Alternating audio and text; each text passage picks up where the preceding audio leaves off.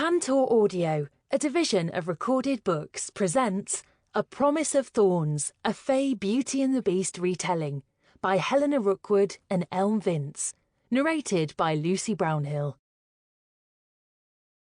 Chapter 1. The dress tightened around my middle. Two green-haired woodland nymphs giggled behind me as they tugged at the fastenings, drawing in the masses of material at my waist. I stared into the mirror opposite, my lips pressed tightly together, my wet hair cool where it dripped down between my shoulder blades. I'd been in the forest court less than an hour, and already I was transformed. The gown the nymphs had dressed me in was a human style, with a corset and flowing mottled green skirts. But the soft material was stitched to look like the intricate veining of a leaf, a distinctly Fae design. Most importantly, I was clean. The grime of my Sky Court imprisonment had been scrubbed from every inch of me, and now I smelled of mint and rosemary. But is it enough to make me look like the Queen of Faerie? I took a deep breath, trying to calm the rattling in my chest. Thorne and I had shadowed straight here from the Sky Court. In the Forest Court, I would be staking my claim for the Fae throne, and hopefully winning some allies.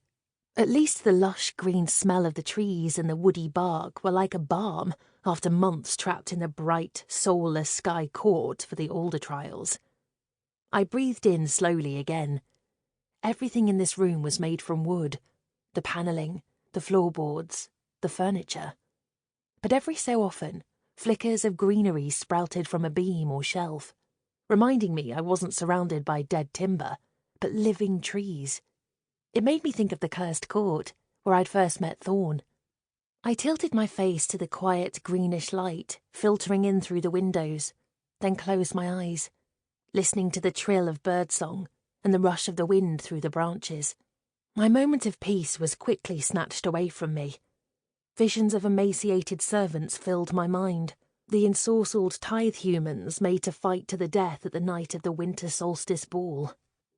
Mosswhistle and the handmaids Faolan had assigned me, Bethel and Mariad, had hopefully gotten some of them out of the Sky Court during the coronation.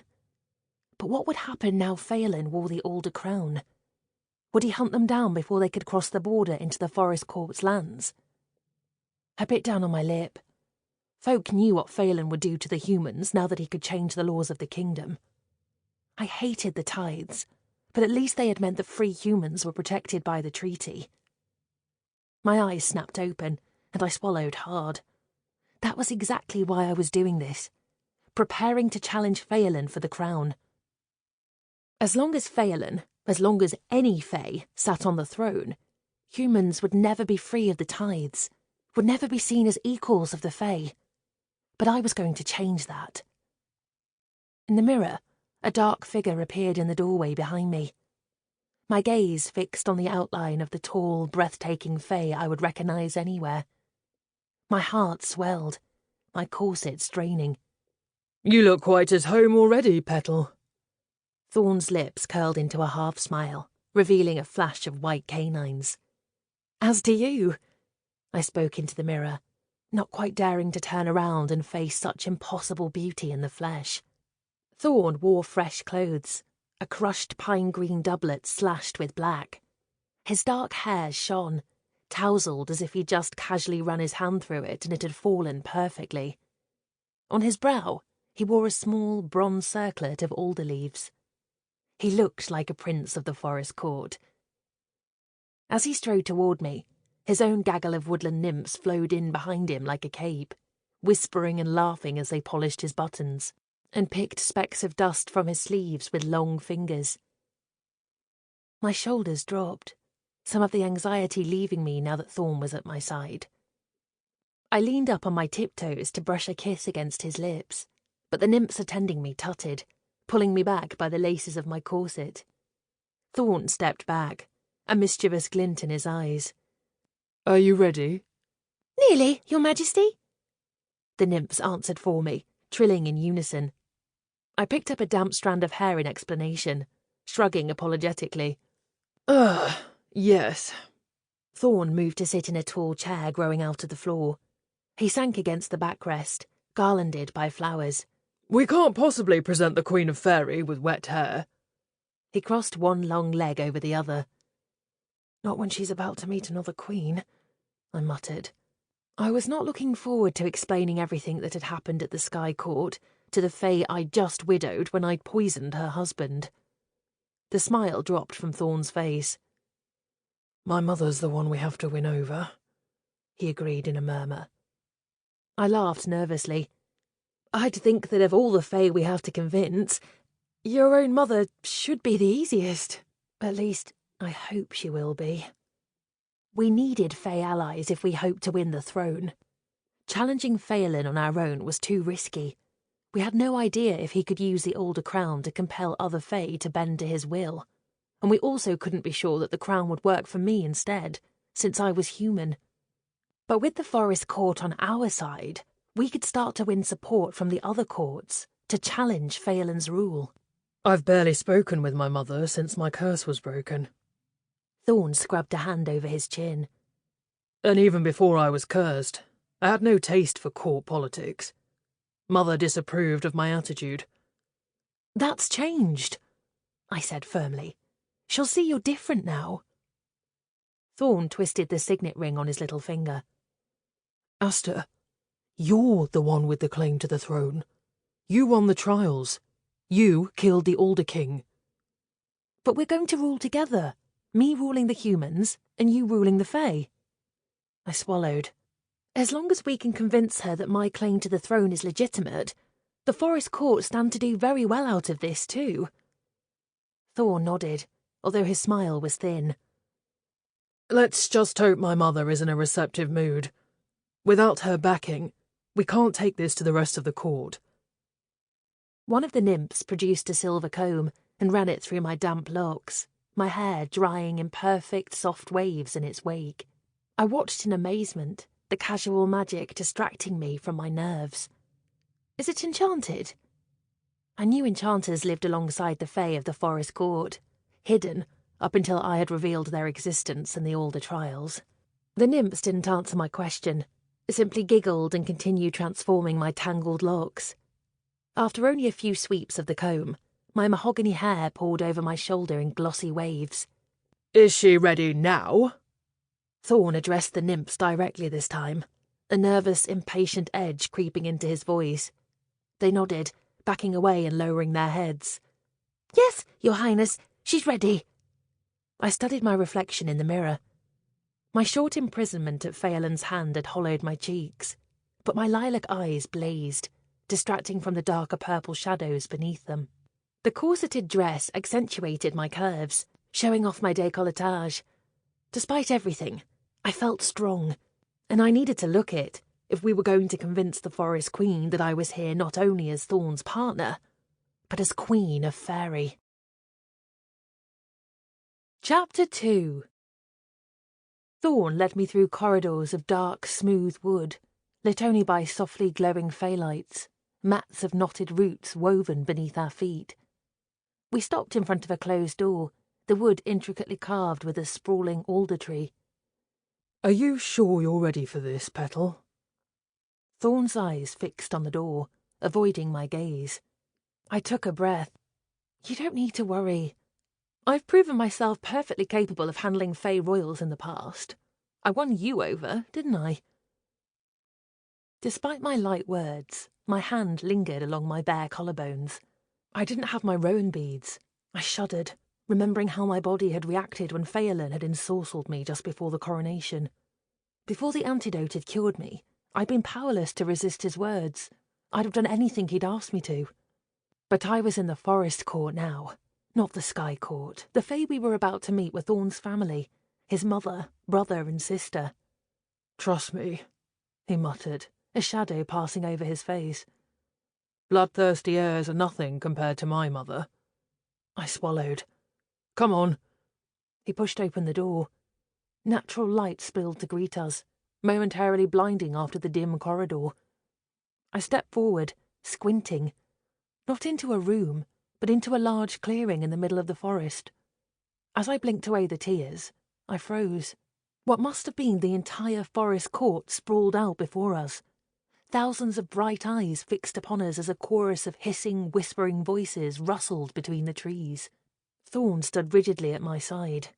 This was not the private meeting with his mother we'd expected. My gaze swept the clearing, taking in the wild dancing that resumed after our entrance. The elaborate costumes, the blossoms hung in lines between the trees. Not just a meeting, a revel. Silver bells rang out, chiming in the breeze, and a chorus of birds sang, the chirruped melodies joining the cacophony of fey voices. The air was thick with the scent of a sweet, heavy alcohol, like apples, almost every dancer clutching a delicate glass flute. Fairy wine. My stomach soured at the memories conjured by the cloying smell. A gaggle of winged green fairies fluttered over, giggling, bearing 2 more glasses filled to the brim, pressing one into Thorne's hand and nudging the other against mine. When I shook my head, they bit down on my fingers until I opened my clenched fist and grasped hold of the drink. "You know when you asked if I was ready for this?" I whispered, my voice catching in my throat as I held the glass away from me, trying not to breathe in the syrupy scent. A breeze wrapped around me, fluttering my sleeves and hair as we stepped into the celebrations, out onto soft moss that cushioned my feet as we walked. I tried to lift my chin, but found myself inching closer to Thorne, not wanting to stray too far from his presence. I suddenly felt very human. What had I expected? This might be Thorne's home, but it was still another fairy court. "These are my people, Petal." Sweeping the glass from my fingers, Thorne tossed it casually back into the crowd. "No one here will harm you." But they could. Those final words went unspoken, but I could feel it in the way my muscles quivered, ready to run, and in the taste of magic thick on my tongue. I should be safe in this court with Thorne. Even without him, I was surrounded by trees and greenery that I could enchant to protect myself. I bunched my fists in the material of my dress as we moved through the gathered fae. Whirling pixies with sharp teeth flashing against emerald green skin. Willowy court fae clad in dresses woven from leaves, petals, and spider silk. Fae with enormous dragonfly wings, shimmering in the light as they danced through the air. And almost as distracting as the fae dancers was the forest court itself.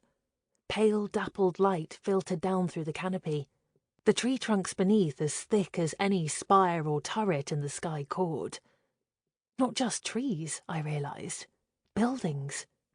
Small glowing windows flickered from within the mammoth trunks, stairs and balconies wrapping around their circumferences. Wooden bridges hung between the trees like winter solstice decorations, all filled with cavorting fey bodies. We pushed our way through the crowd, deeper into the throng. The chiming of bells and beat of drums reverberated up through my body, and I struggled to resist the itch in my feet compelling me to start dancing. If I did, there was every chance I might be unable to stop. I flinched at the light touch of long fingers as Faye grabbed for us as we passed them, pinching at my skin and tugging at my hair. The whispers grew louder, sharp eyes lighting on me and lingering when they took in the soft curves of my body, the roundness of my face. My stomach twisted. There was no question of how these Fae saw me. Not as a fairy queen, just a foolish human who had wandered into the middle of a revel. The whispers suddenly grew louder, punctuated with squeals and sighs, and the crowd parted before us. I looked up, and my breath caught at the sight of a beautiful, slender female, sashaying toward us.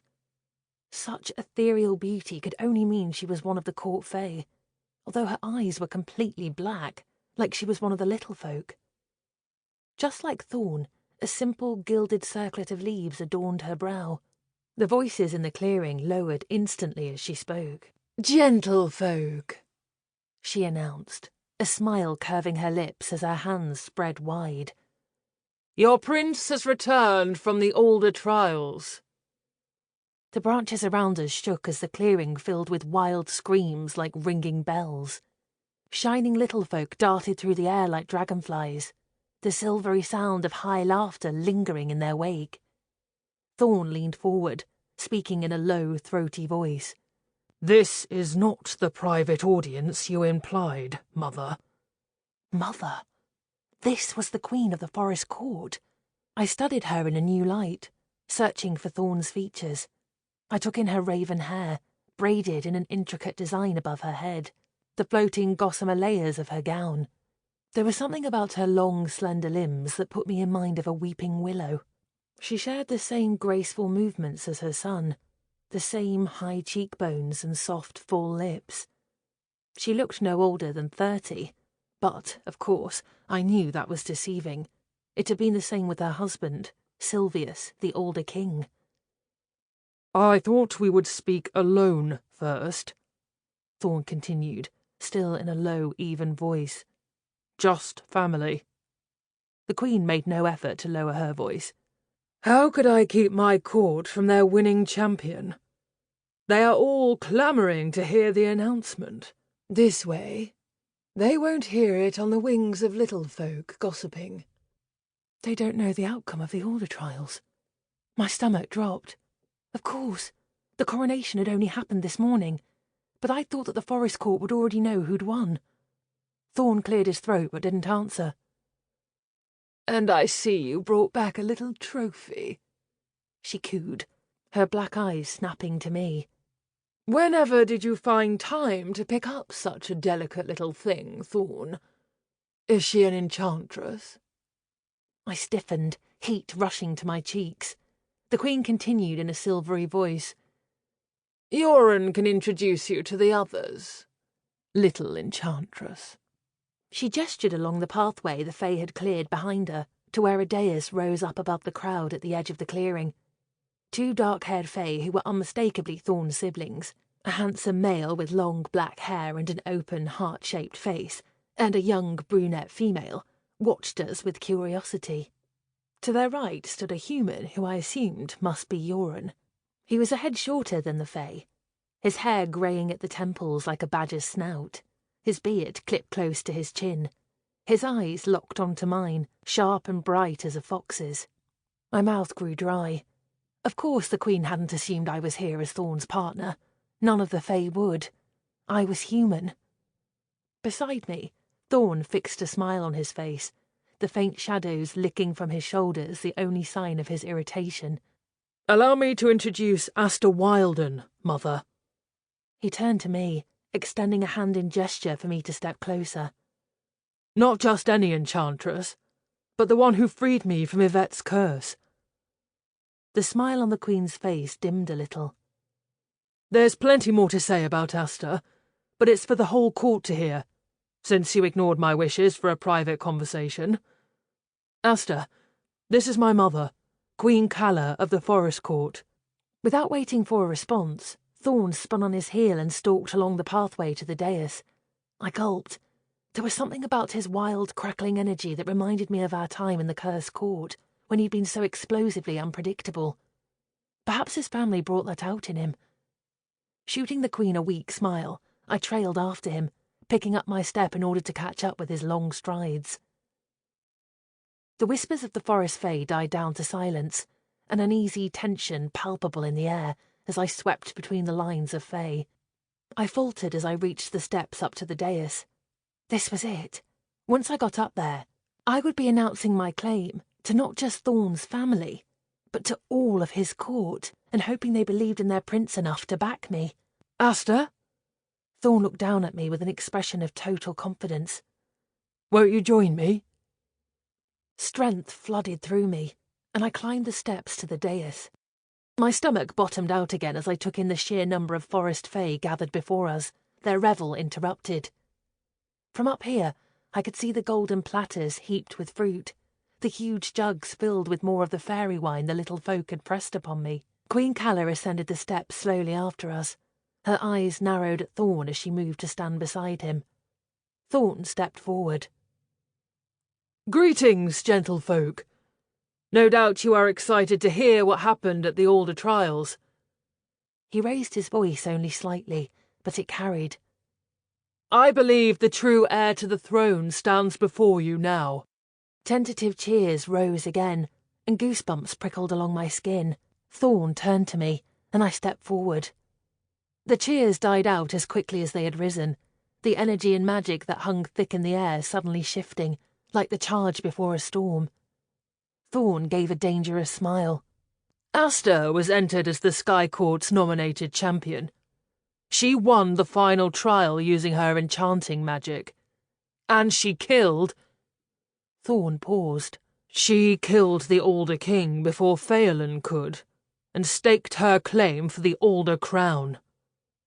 Murmurs swelled through the air, and my palms grew damp. "What are you saying?" Queen Calla hissed, lowering her voice and gripping Thorne's sleeve. "If this human was entered as Faolan's champion and won on his behalf, then by law, he is the rightful king. You failed us, Thorne." A vein pulsed in my throat. Thorne didn't falter. "Aster killed the Alder King," he insisted. "She has a claim. She's human," the Queen repeated in a hard, cold voice. "She can't become queen." I took a trembling step forward. Faolan is not the only one who can exploit loopholes in Fae wording. My voice wavered, sounding dull next to Thorne's, as all human voices did compared to the rich timbre of the Fae. The Alder trial rules say the winning champion becomes the Alder heir. I was representing Faolan, but I still won, and I killed the Alder King before he could, which makes me the rightful owner of the Alder crown. I said that last part with certainty. Fae couldn't lie, but as a human, I could state it like a fact. The crowd stilled, silent. "Faolan betrayed me. He betrayed all of us," Thorne continued, addressing everyone. "He may have been a ward here, but he never wanted the Forest Court to take the crown." His voice was strained. "Year after year, he schemed to extend my curse. He entered Aster as his champion to try to cheat at the trials, and he revealed the existence of the Enchantress to his court. In that case, Thorne," the Queen's voice cut across the resounding silence, "where is the Alder crown?" I exchanged a look with Thorne, my mouth dry. This is not going well. If we couldn't win over Thorne's own court, what chance did we have of convincing the rest of Faerie of my claim? I reached out for his hand, his fingers hot against mine, as I interlaced them, giving his hand a reassuring squeeze. Thorne gasped and staggered back. My hand tightened around his, worry knotting in my chest. What's wrong? The colour drained from his face, leaving him paler than I'd ever seen him, his skin like moonlight, dark hair stark in comparison. The Queen shoved me aside, pulling Thorne away from me, holding his head between her slender hands. He looked not quite here, his eyes half-lidded, his gaze slightly unfocused. Had he drunk some of the fairy wine the little folk had pressed upon us to steady his nerves? Was he sick? The Queen's face was caught somewhere between shock and outrage, her nostrils flaring as if she'd smelled something unpleasant. Her eyes glittered as she stared between us. "I don't believe it," she hissed. Thorne pulled away from the Queen toward me, but stumbled, the usual gracefulness of his movements gone. "Thorne!" I reached out for him again. He stared at me as if he'd never seen me before, his chest rising and falling rapidly, his pupils wide. My mind flashed back to Silvius's last moments as he made his speech while poison spread through his body. Had Thorne been poisoned? A cold sweat crept between my shoulder blades. Whatever it was, I could cure him. I just had to figure out what was wrong. I stepped toward him, my hand reaching for his brow. "Thorne, tell me what's—" "Fern, get him away." "Now," the Queen demanded. "Inside. Away from her." "Away from me?" I gripped his arm. "No, I'm staying with him. I can help." The raven-haired Fae, who'd I'd assumed was Thorne's brother, darted forward, an amused smile on his lips as he stared between Thorne and me. He easily prized my fingers from Thorne, then wrapped his brother's arm around his shoulder. "Enchanted to meet you, Aster Wilden," he purred. The Queen glared at him before clapping her hands together and turning back to the crowd. I'm afraid we must cut today's celebration short. After these revelations, my son and I have much to discuss. I spun around to face the revellers, and then back again as Fern hauled Thorne toward a slim door into one of the tree trunks behind us, supporting him as if they were finishing a heavy night at the tavern. No, wait! I ran after them. If he's sick, I can help. I'm a green witch. A healer. My protests fell on deaf ears. The Queen sailed out after them, sweeping up the other dark-haired sibling and the enchanter Yoren as she went. 2 guards loomed before me, long spears with leaf-shaped blades shining wickedly in their hands as they barred me from following. What had happened to Thorne? To my eye, he looked like he was suffering from a sudden fever. But other than whisking him inside and away from me, his family hadn't seemed concerned for his welfare at all. His brother had been grinning, as if he found the whole thing amusing. I took a step back, the magic of the crowd behind me prickling up my spine. Silver bells! Did Queen Calla intend for me to just remain out here in the revel? You will take me to Thorne! My voice shook, even though I tried to sound demanding, addressing the guards. One of them turned their shining black eyes on me, head tilted to one side like a hedgerow bird eyeing up a worm. We listened to a Fae Queen, little Enchantress, not a human one. My whole body shook, my pulse beating loudly in my ears. So much for my first appearance as the Queen of Faerie. And what had happened to Thorne? Chapter 3. Early the next morning, I loitered outside the doors to the royal court. I'd been escorted to a windowless but luxurious bedroom last night, several armed guards outside keeping me from leaving, or perhaps preventing unwanted Fae guests from entering. I'd thought my worry for Thorne would keep me up all night, but exhaustion must have crept over me, as I jolted awake, panicked, with no idea how much time had passed.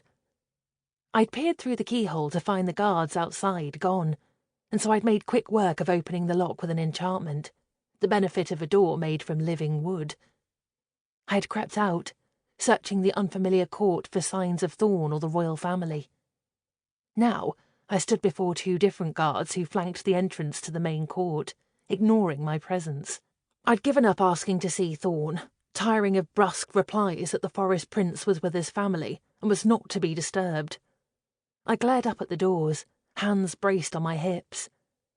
The doors were elaborate, studded with circular patterns of green acorns in varying sizes. Right now, I hated them. Suddenly, they swung inward.